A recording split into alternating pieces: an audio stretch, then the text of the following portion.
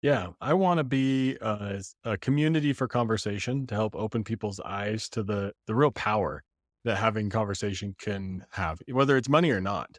Having conversations is huge. We only read articles, we only read other people's posts, we only consume. When we're giving and when we're contributing to conversations, that's super powerful. So as it relates to money, I want my impact to be one where people can get on the right track because they hear that story that clicks. They hear that underlying thread that helps them connect. I had a couple recently on my podcast where the husband found himself with some lifestyle creep and then they were dating and she said, absolutely not. Like money is a non negotiable. You got to get on the same page. And they worked through that. And that was a really powerful story of him getting out of credit card debt and stuff and adjusting some of the ways he spends money and for another couple to be able to hear that story and say, hey, this is how I'm feeling. I didn't know the words of how to tell you, but here's a story. Can you listen to this? And then can we talk about it? Discussions in this show should not be construed as specific recommendations or investment advice. Always consult your investment professional before making important investment decisions. Securities offered through registered representatives of Cambridge Investment Research, a broker dealer member FINRA SIPC. Advisory services through Cambridge Investment Research Inc., a registered investment advisor. Cambridge and Houston First Financial Group are not affiliated. Welcome to Money Matters with Chris Hensley, where we spotlight financial literacy issues in the Houston community and beyond. And now your host, Chris Hensley. Did you know April is Financial Literacy Month? This isn't just another page on the calendar. It's a wake up call to take control of your finances and truly understand where your money is going. In today's episode of Money Matters, we're diving deep with personal finance podcaster Skyler Fleming of Money Talk. We'll unravel the secrets to making your money work for you, dodging financial pitfalls, and strategies that could potentially reshape your financial future. Whether you're saving for a dream vacation, planning for retirement, or just trying to get by, this episode is your first step towards financial freedom. Don't miss out. Tune in and transform your approach to money this April. Skylar, thank you so much for joining us today. Yeah, thanks for having me. I'm excited for any money talk, but it's just fun to be on other podcasts. Absolutely, absolutely. And so I tell me a little bit. I'd like to kind of you have a podcast called Money Talk. Tell me a little bit about that journey and why you started that podcast. I joke that I started Money Talk with Skyler Fleming because my wife was tired of listening to me because I would tell her about money all the time. I would say, hey, we need to do this, that, and everything else with our money. And then I was like, hey, I could build a small audience. Maybe someone's willing to listen and share and talk. And that's kind of what led to the podcast directly. But I guess what led to my interest in money came from working at a credit union as a call center rep and then a call center supervisor. And I just found so many people just that were in such simple financial trouble that was causing big headaches in their life. And that led me to just be so interested in staying away from that. And I just continued to learn and learn and learn.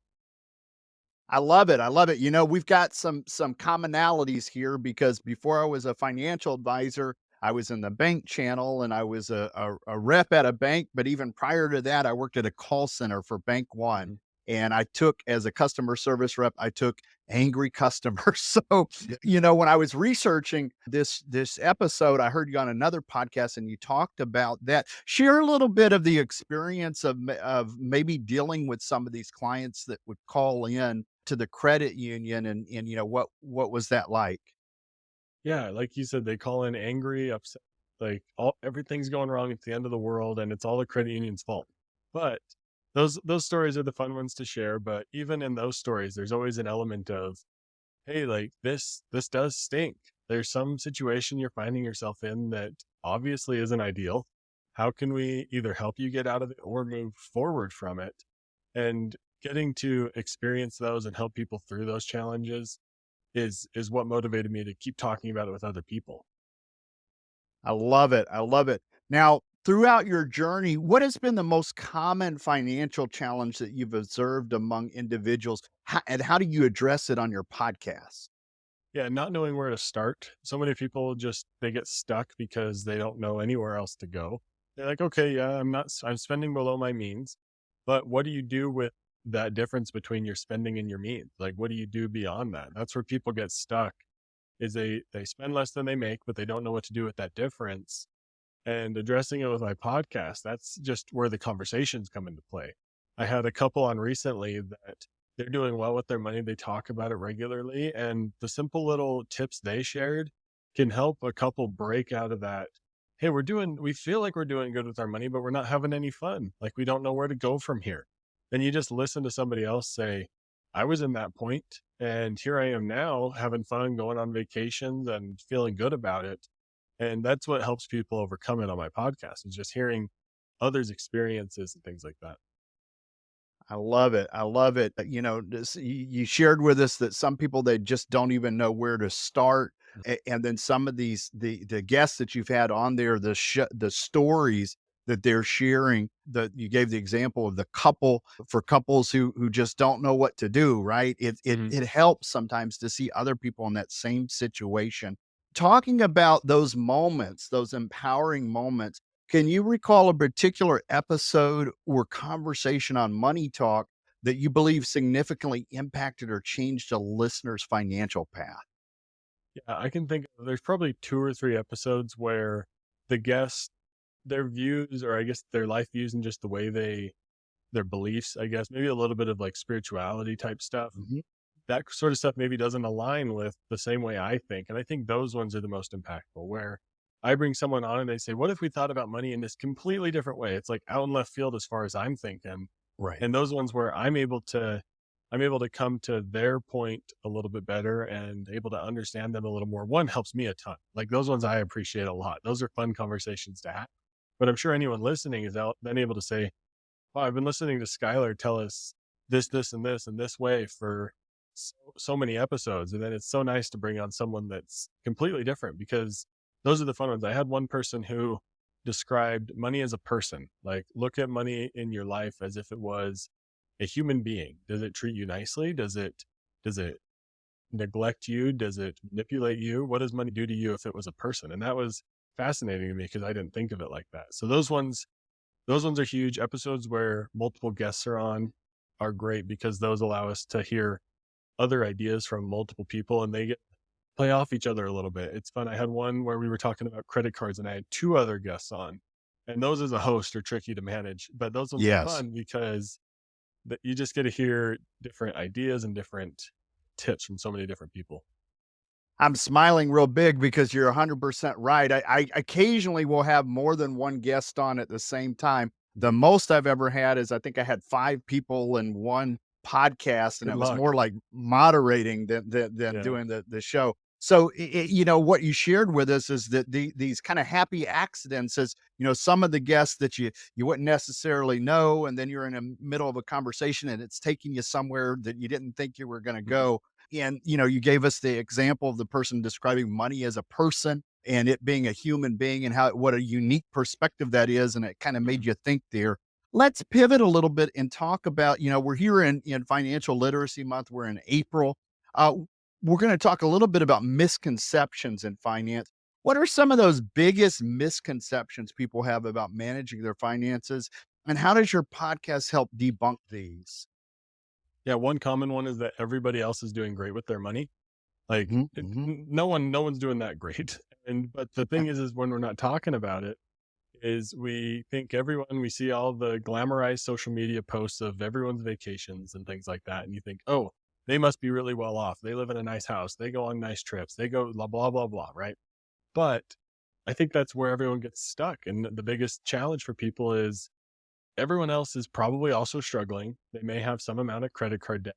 Everyone probably has student loans or it's impacted them in some way. Like that's a universal thing that's impacted a lot of people, especially in America. But I think getting through your head that everyone has some sort of financial struggle and they're not all doing perfect and don't feel bad about it. Don't feel bad if you're not doing well because that's okay. And that's where I think my podcast comes into play is we're hearing conversations from everyday people say, yeah, my mom, when I was a kid, she made me kind of feel like I had to help provide for the family. So I was spending all of my money so I couldn't lie and say I wasn't going to help. That one was a eye-opening story for me to say, wow, you drove yourself to spend all of your money just so you could be truthful to your mom and say, I can't help out this month. That one was crazy for me, but we hear stories like that. And it's eye opening to say, wow, the other person, they also aren't doing too hot. Absolutely. So what a great message to get across there, that the idea of that financial struggle, and that a lot of times people aren't necessarily going to share that, but we know Mhm. that there are some common things that you mentioned, student loans, and everybody has these financial struggles, but it's not necessarily something that they're going to broadcast, right?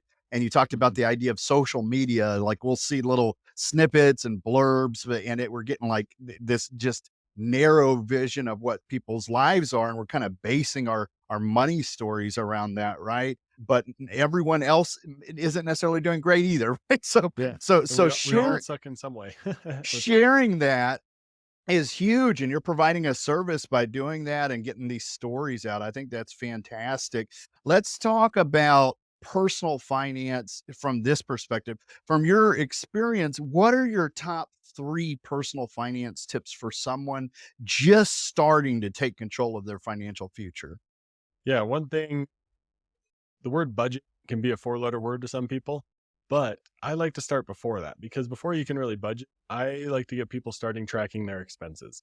I think that's a big one, because then you can see, here are my categories, here's how much I'm spending. And that, I think, is going to be more helpful than budgeting right out the gate, because when you try to say, okay, here's how much I'm going to spend on this category, but you have no idea how much you regularly spend, that's where the fear and the anxiety around budgeting kicks in. So number one for me is tracking expenses. It's something tell everyone, and your credit union or bank app probably already does it for you. So it's not that hard. So get started by tracking. And then second is realize how powerful time is, and realize that you always have time on your side. I think one of the favorite things I like to listen to is that someone in their 60s can still be planning for 40 years worth of investing, because you have so much time on your side. Or maybe you're investing for your grandkids to get your inheritance or something like that. But if you're in your 20s, time is your most abundant resource. So once you can get that to click in your mind and understand how powerful time is, that's when it gets really fun, because you get to say, wow, look at all the opportunity that I have. And then third is talk to someone about it.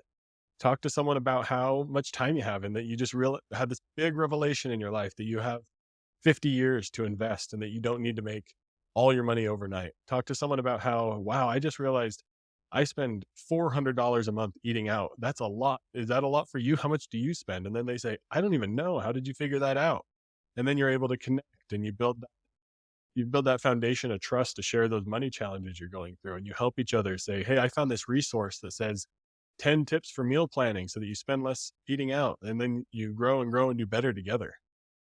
That is very strong what you just shared with us, the idea of people talking about it, right? Because Mhm. it's one of those things that there's shame attached to it, and people tend Absolutely. to have a problem asking for help. And so you gave us an example of when people when they talk about it, you're able to kind of work together to come up with these solutions, or maybe look at it in a different way. You also shared with us the power of time, right? And Mhm. so where that, we've heard it as compound interest, or the power of compound interest. But the other example you gave us is if you're somebody late in life and you're saving for an inheritance, or if you're in your early 20s, your biggest resource can be time. And then you Mhm. started with budgeting. But one of the things you mentioned is that sometimes there can be fear and anxiety around the budgeting piece of it. So starting them off with something like just simply tracking their Mhm. expenses, getting an idea of what they're doing on a daily basis, where those dollars are being spent. Those are 3 really, really excellent tips for listeners. So thank you for sharing that. Yeah. I want to ask you about the future. Looking ahead, what emerging trends do you see in personal finance, and how do you plan to integrate these into your podcast discussion? Yeah, for me, this in my mind to the prevalence of digital technology. Mhm, And mhm. maybe there's a piece in there for cryptocurrencies and things like that, but I'm even more so thinking of just how does digital and not physical impact our behaviors, because money is majority behavioral. And there's always the thing of spend cash so that you feel it when you hand that $100 bill over, so that you feel the money going out of you, out of your system and things like that. But even then now, like I'm so used to using digital means to pay for things, cash doesn't feel like money to me. That's just the way it is. So like looking at how our behavior and our mental energy goes around digital items, I think is something for me to be interested in, because as the younger and younger people get older and they start spending money, it's saying, how do we use these digital tools to help us instead of just feel like our money's running away from us, because it's so easy to tap to pay, one click checkout and things like that. And understanding that and adapting my podcast around is just going to be bringing on people to talk about it and learn what they've done and how they can help other people. I love that. I love that because what you're talking about two different schools of thoughts there, right? You're talking about just an all cash old school where people are Yeah. paying with cash and they're having to track receipts and all of that, which that, I've heard that in the past and I've used that as for budgeting to help people kind of track it. There's that painful of having to actually physically do the dollar. Mhm. But that's not where we're at. That's not right. We No. we are we are in a digital world, and some of the things that you're sharing with us, the fascinating part, the behavior around Mhm. tracking things digitally, being able to just spend cash, and you mentioned the one click purchase, right? That's Mhm. now we can even do it with our watch. We can walk into the store and it'll just come You right can do it out with of your our voice. wallet. You tell your It's smart speaker and you're getting something next day. It's crazy, it's crazy. So I think that is a really good way to come at it and to look at it. Let's talk about mistakes. Could you share maybe a personal financial mistake that you've made and the lessons learned that you wish to pass on to listeners? Yeah, this one's a fun one that I love to share with everyone, and I've shared it on my podcast multiple times because that's how important I think this one is. My wife and I, when we first got married, I assumed how she would want to handle money. And I assumed it would be the same way as me. I'm a very numbers-based guy, spreadsheets, laying it all out, like, here's the math, here's how the math works. And my wife thankfully brought some more of the behavioral and emotional into my life. Like, it helped me see, okay, I understand now how this impacts our emotions and things like that. So that was the biggest thing for me, is just getting over that hurdle of saying, well, the math makes sense if we do it this way, but the emotions play a bigger role with, like, student loans, for example. I don't have any student loans, but my wife has some student loans for she's in PA school. Now we do everything joint, so they are our student loans, but I approach it from a mathematical stance of saying, okay, we need to make minimum payments or do this, that, and the other because we can make more in the stock market, right? But that doesn't matter because she feels the weight of the student loans because they're for her education. She's not working right now, and I am, in order to live our life and stuff. So she's feeling the weight of those more. And when she opened up about that, that's the same thing that goes back to when we initially started managing money. I wanted to just do the numbers. I wanted to put out the math on a spreadsheet and make sure we're investing in all the right places, set all the thresholds and things like that. And she's like, hang on a second, like let's think about how this makes us feel and stuff like that. So that was huge for us in our marriage and for me to just learn. I love it. I love it. That is a very good point to make. And it's something that it's not just at the beginning of a relationship with couples that Yeah. goes on throughout your life, right? So I know Yeah. Mm. you're in Utah, right? Yes. Yep. And I'm here in Texas, and couples, they manage money differently. Some of them have joint accounts, some of them have individual accounts, right? Depending on what state you're in, sometimes that will kind of push you towards how the state sees the way that you style accounts. But even just the communication that you guys had working together, where you were probably more the analytic because it was about Yep. dollar signs to you, and then she brought in the emotional component and said, well, how does this feel? What are we trying to accomplish? And so getting those two together, I think that's a great story to share with listeners because that really helps them with that conversation for Yeah. sure. I Um, would I would add to that, if you're both maybe mathematical people or you're both emotional people, you got to look at it from the other. Like it's mind, like eye opening, unlocking, all those kind of terms when you make the connection when you're one way and you look at it the other. Like it can be huge and very like powerful towards moving your like financial progress forward.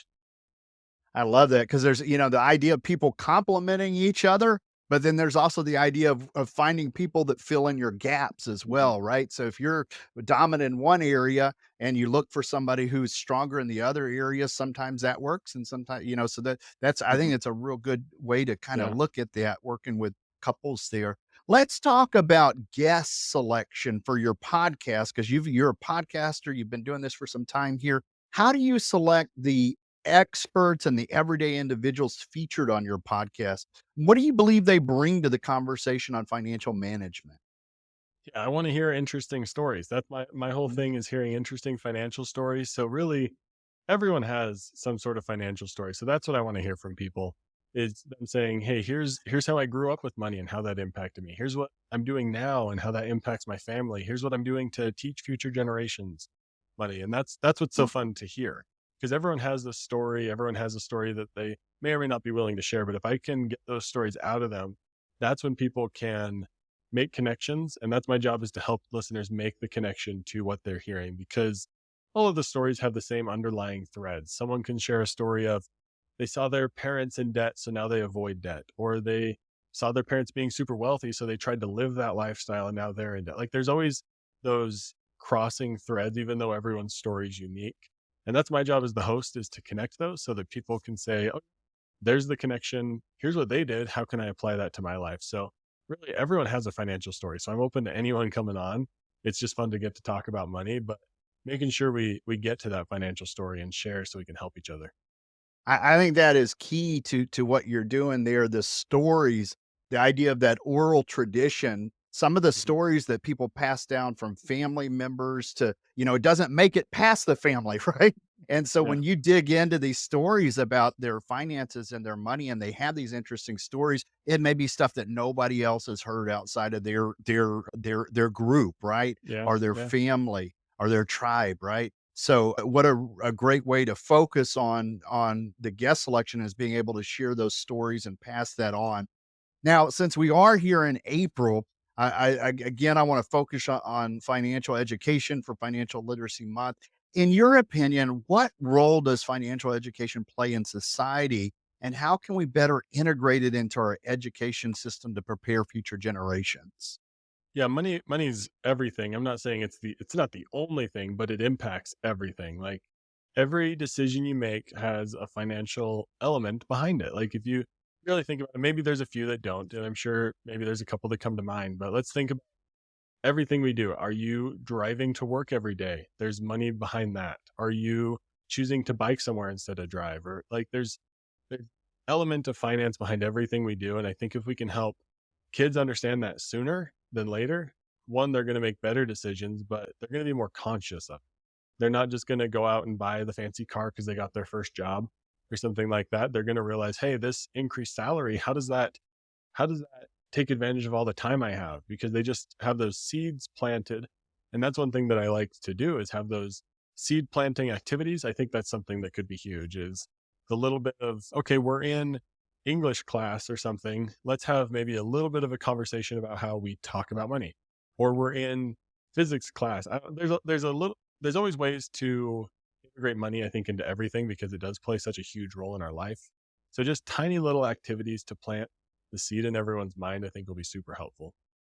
That's strong as well. So you started with money is everything, right? And I think that's true. I think there's a way to associate a dollar sign to almost anything. You talked about driving or versus biking. There's a financial Yeah. vote there with your dollar, right? And then the idea of just children and kids learning about their finances and the overlap between financial literacy and things that we don't think about, like English or science, and taking a Mhm. moment to bring that financial lesson into those subjects is a great way to come at the financial literacy or financial education younger in life, and what you Mhm. call planting seeds, right? Putting those seeds in there so that they make better decisions down the road.